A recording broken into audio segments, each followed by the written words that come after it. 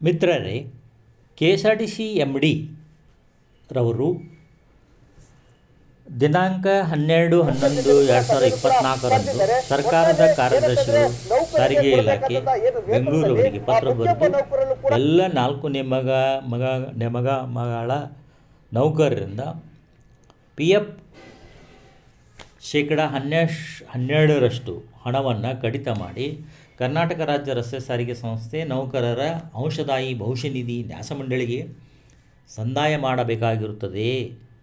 4 ನಿಗಮಗಳು P F ಹಣ ಒಟ್ಟು ಬಡ್ಡಿ ಸೇರಿ 2,792.61 ಕೋಟಿ ರೂಪಾಯಿ ಆಗುತ್ತದೆ ಎಂದು ಹೇಳುತ್ತಾರೆ. ಈ ಹಣವನ್ನು ಇನ್ನೂವರೆಗೂ ಹಣವನ್ನು ಕಟ್ಟಿರುವುದಿಲ್ಲ. ಭವಿಷ್ಯ ನಿಧಿ ಆಯುಕ್ತರು ಆಕ್ಷೇಪಣೆ ವ್ಯಕ್ತಪಡಿಸಿ ಭವಿಷ್ಯ ನಿಧಿ ವಿನಾಯಿತಿಯನ್ನು ರದ್ದುಪಡಿಸಲು ಕ್ರಮ ಕೈಗೊಳ್ಳುವುದಾಗಿ ತಿಳಿಸಿರುತ್ತಾರೆ. ಈ ರೀತಿ ಸಾರಿಗೆ ನೌಕರರಿಗೆ ಅನಾನುಕೂಲತೆಯಾಗುವುದಲ್ಲೇ ಸಂಸ್ಥೆಯು ಕೂಡ ಬಿಕ್ಕಟ್ಟು ಎದುರಿಸಬೇಕಾಗುತ್ತದೆ. ಸಾರಿಗೆ ನಿಗಮಗಳ ನೌಕರರು ಸರ್ಕಾರದ ಆಶಯದಂತೆ ಸಾರ್ವಜನಿಕರಿಗೆ ಉತ್ತಮ ಸೌಲಭ್ಯವನ್ನು ನೀಡುತ್ತಿದ್ದು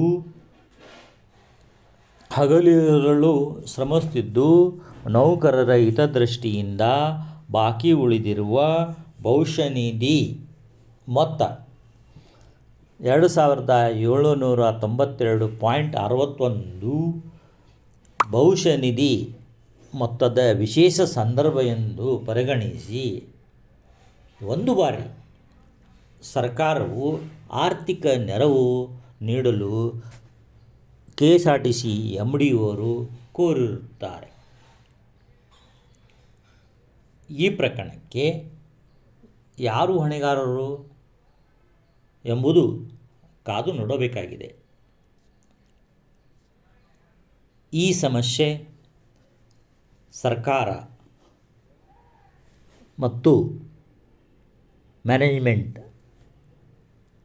ಬಗೆಹರಿಸುತ್ತದೆ ಎಂಬುದನ್ನು ಕಾದು ನೋಡುವ ಅವಕಾಶ ಒದಗಿ ಬಂದಿದೆ.